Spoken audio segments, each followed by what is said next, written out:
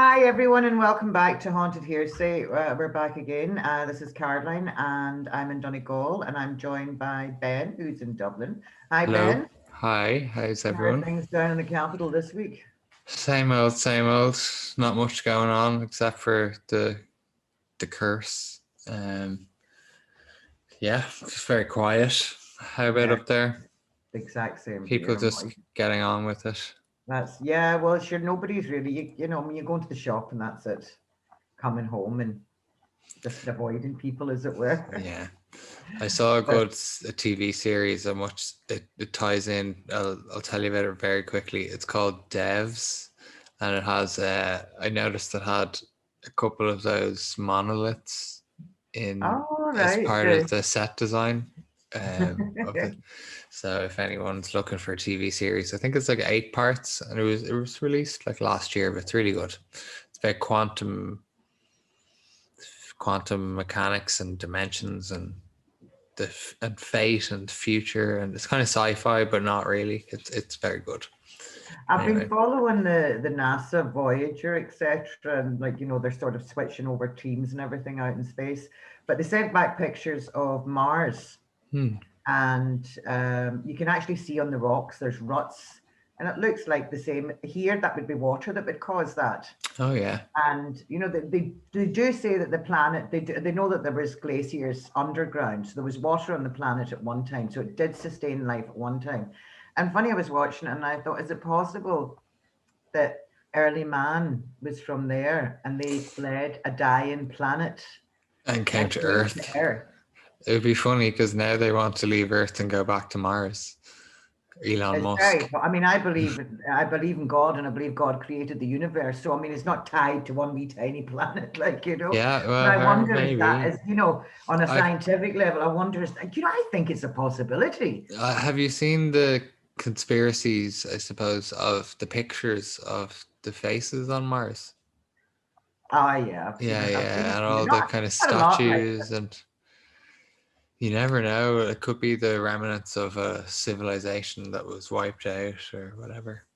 well, I mean, there are things on that planet that suggest it did sustain life. We know that from the investigations they've done with, the Mm. cameras that they've sent, or whatever as you call them, that go down onto the planet, etc. Rovers, yeah. Yeah. And it makes sense. It really makes sense. I mean, I see this planet will evolve the same way, I would imagine, Hmm. once it's depleted all its natural resources, etc. Yeah, I mean, it once yeah, we've depleted all the natural yeah, resources. yeah. There's Yeah. that. But I mean, who's to say that that didn't happen before and that they left a dying planet? And I mean, they wouldn't have had to have been.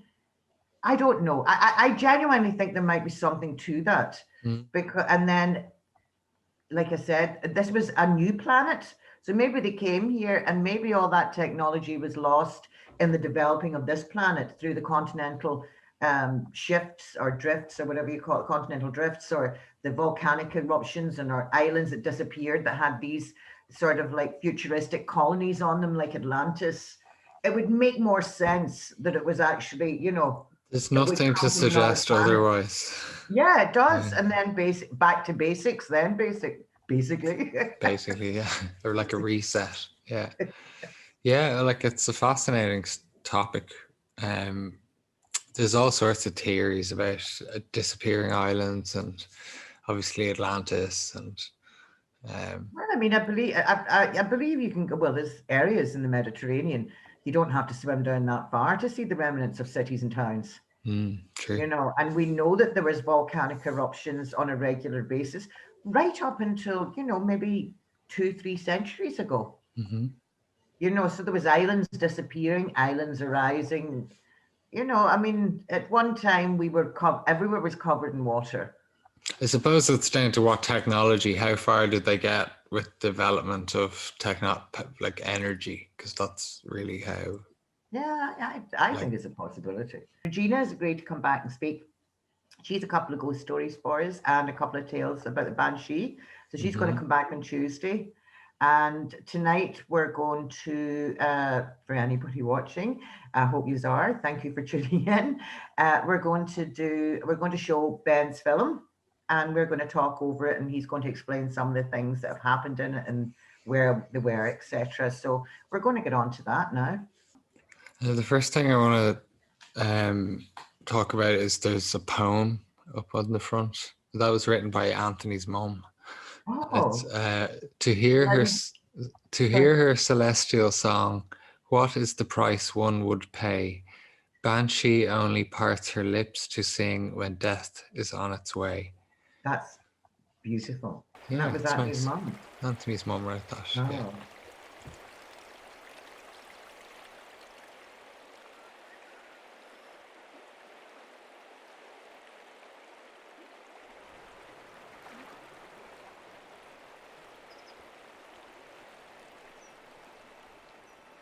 The full film, for anyone who wants to watch, is up separately. I'll put up a link and a link in the description. It's uninterrupted. It's not recommended for children, because there's scenes of sexual violence, And there's a little nudity as well, isn't it? and some nudity, yeah. So, which we're going to cut out of this. So This is Portia, yeah, and she is the daughter of the house. So Yeah. you want to explain it from there? What's yeah, happening? and she's basically she's found a comb, and the comb is actually symbolic. It came up quite a lot in the Banshee stories. People finding combs. And that particular comb is made out of bone. And this era, Did that come from the museum as well? Yeah. no, that was actually purchased. This era, we're not going back too far here. This is kind of 1940s. It's not particularly poor because it's a big homestead. In this story, there's no father, and generally the father would have made the money.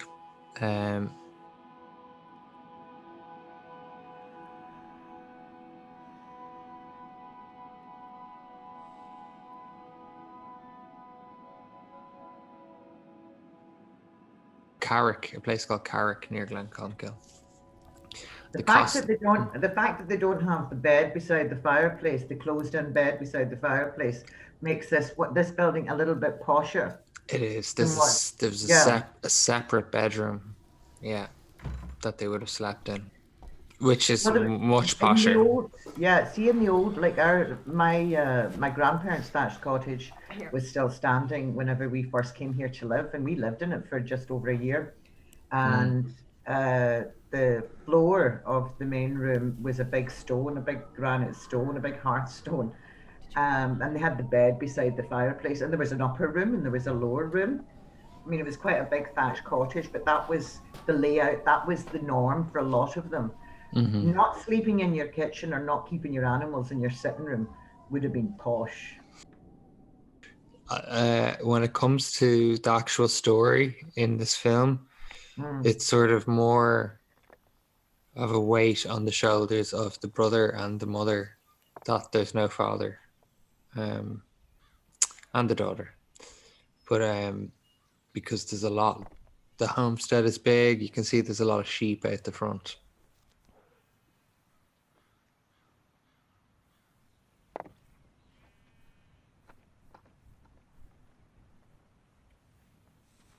An actor called Michael McCabe, and he's actually he lectures in movement. He doesn't. He's the complete opposite of the character he's playing in this film. I just want to caveat that because he's an absolute creep in this film, but in real life he's like a yoga instructor and like very Zen and Buddhist, I think, and he's a vegetarian and meditated a lot. So he's an actor. He's an actor and a teacher. He's not this nasty person with a blouse. No, he's an actor. no, and he's playing a good part. He teaches in DIT, in Dublin Institute of Technology, in the acting course. And that Gansey is from a company. That jumper is from a company called Murphy of Ireland in Ballybuffet. That's my family's company. Sir Cabanon is from Tara. She's actually from beside the hill of Tara. And Saoirse Bannon is absolutely beautiful in real life. yeah, Really playing down for this, she's got such weight. and her eyes are very She has your very traditional Irish Colleen looks. Yeah.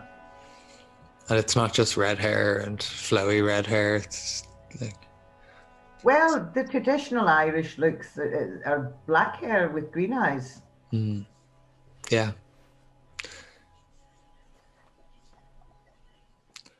So in the story here, this is where she's really very subtly and artistically letting the banshee into her life. It's the beginning of it. How can you explain to me how she's doing that? She finds a grey hair. So she sort of opened up to, it's like an unconscious thing, becoming conscious that she's changing a little bit as well. She doesn't really care. And you'll see now coming up that she sort of lets the danger in with the neighbor in this scene. Which, it's sort of a controversial story, but that's sort of what the point of it was. He's I think much her innocence, and she knows that there's a change coming, and she's sort of excited about the change because she doesn't think there's anything bad in it. It's obviously, So it is that innocence. Yeah, he's really the one who shouldn't be pursuing it. Yeah. She's young and innocent. So the fact that she found the comb and then the grey hair, that's the signs that she's been getting that she's not paying attention to. These are the superstitious signs. Cooking their dinner on the fire.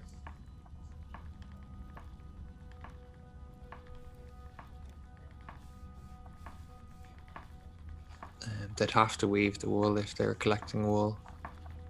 So does this happen over the space of one night or 2 nights? No, it's 3 nights. 3 nights. So this is night 2.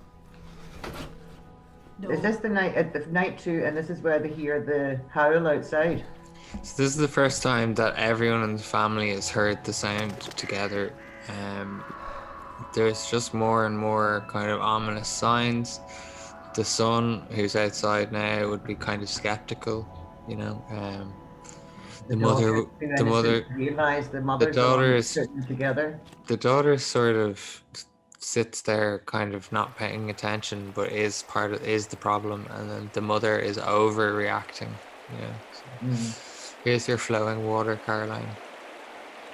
Spirits attached to it. Yeah, so here's the first real kind of physical omen.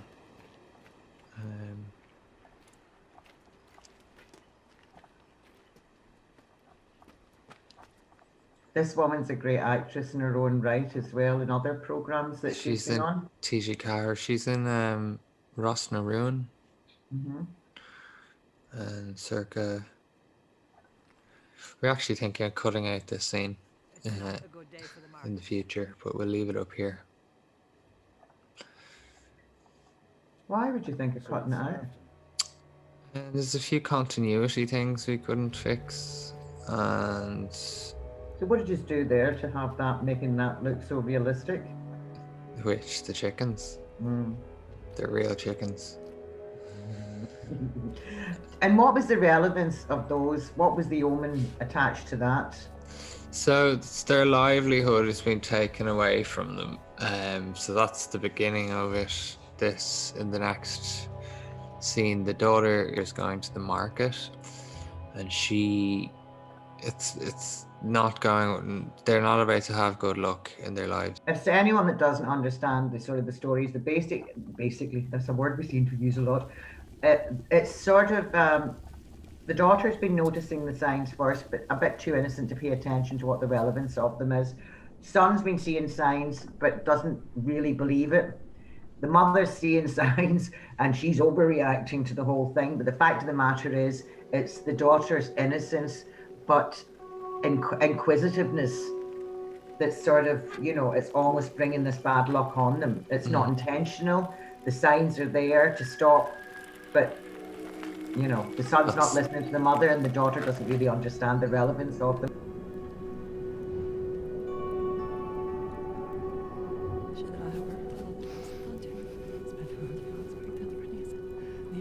I love the fireplace. yeah, No. built into This looks so much like the one we used to have up in Ranny Hill. The only thing missing is the mantelpiece, which was that high, only an adult could reach. yeah. So this was shot in daytime. That's why it looks funny. So this is her coming back from the market. And this is where it gets a bit graphic. The daughter, Sive, sort of gives in to her sexual urges with the neighbor. But because he's coming from a place of power, and at one point he was a landlord, he's not a landlord now in this film, but do you know what I mean? That's the dynamic here. She's the daughter, he's the creepy neighbor. And parallel to that story is what's coming up now. And that's... Well, the mother's been worried about the daughter all along. And now she's got the son worried about the daughter. So they're thinking something's going to happen to her if they don't get to her. Exactly. It's the son that suffers the most. I'm not going to say that she doesn't suffer.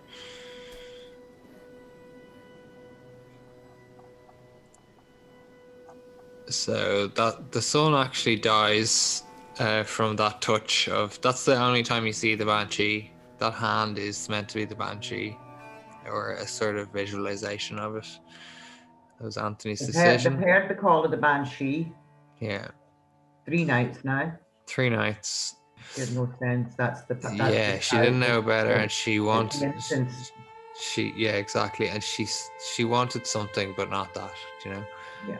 And here we have the son being laid out on the table, sort of as a wake.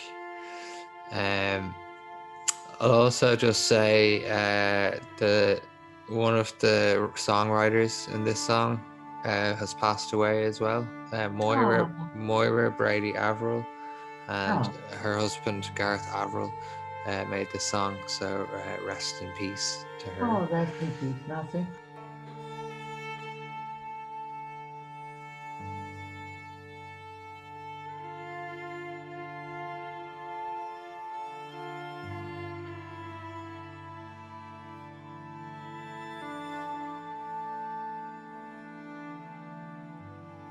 Here we have the comb again. So, and then... When Irish folklore, these are signs. Yeah, symbols, signs, and that's it now. So, That's what, and the research that you did, you have tried to add as many signs and things that people have said that are signs. Yeah, Like exactly. Grey hair, obviously I'm at the age where I've got grey hair. The other thing with this film is it was supported by the Donegal County Council, the Donegal Local Development Fund, obviously I said before, Glencalmkill Folk Village. I recommend going to the museum if anyone's ever in that part of Donegal. Go to Glencalmkill Folk Museum, and you can get a wonderful, now not with COVID, but when it opens up, soup and sandwiches there. And Margaret, who do you remember that cottage great. I took you to in Mullinduff? Yes. Yourself and Anthony and Aoife, etc. No, I mean that was completely authentic. You know, that was the layout was fantastic. You just couldn't use it because of the telephone wire and the sky dish outside. Not only that, there was we found out that we didn't have, if we used a real cottage, we didn't have enough room for everybody to go in. Yeah, to fit the crew, and that was even with just because there's 3 or 4 people working the camera, and then you have the 2 sound people, and then you have the actors, and then whoever else. So I spent most of my time outside the cottage, and actually we nearly burnt down. We didn't burn it down. There was a chimney fire in the cottage, and it nearly set the thatch on fire. Oh my God. Which would have been a disaster, as I'm sure that was another reason why it was cursed. Remember I told you someone died, someone's friend died, and then someone else had a back injury that was really serious. You can't, there's So nothing you can do when it comes to the paranormal, be it ghosts, be it poltergeists, be it banshees, be it whatever, without things happening. yeah, And I did tell you so that I know you didn't do it before that film. You didn't protect yourselves. no, You but went in no, we with should all this, have. oh, this is all great, but and things happened. Yeah, they did. Yeah, things Well, happened. whether you want to believe it's related or not, But that's what we're but here for. It's all haunted hearsay. yeah, It's all haunted speculation. But hearsay. it might have been. I'm Well, just we trying to. also have a few more stories to do with the Banshee. Regina's very kindly said that she'll come back and speak to us on Tuesday evening. She's got a couple of stories for us. I don't know if I mentioned that earlier on. If I did, Yeah, I'm getting very forgetful. Well, I, for one, thoroughly enjoyed every bit of that film, and I look forward to hearing the stories that Regina has for us on Tuesday night. We're going to be coming back with a lot more tales of fairies and folklore for January. This seems to be the time of the year that we should get into discussing them and hmm covering them. So we're going and get as many ghost stories as we possibly can for you and start, an actual few stories. We're going to start doing a few actual, once upon a time, da da da da. We're going to start doing a few of them for you. So thank you very much for anyone that's tuned in again. Please like and subscribe. Please share. And we'll look forward to chatting to you again. And please, if there's anything you want to comment on or ask us about, please do. So, Ben, thanks for chatting again. Yeah, of course, not a I'll see bother, you and again good on to see you. Tuesday. Yeah, All see right, you next okay. week. Cheerio, people. Bye. Bye.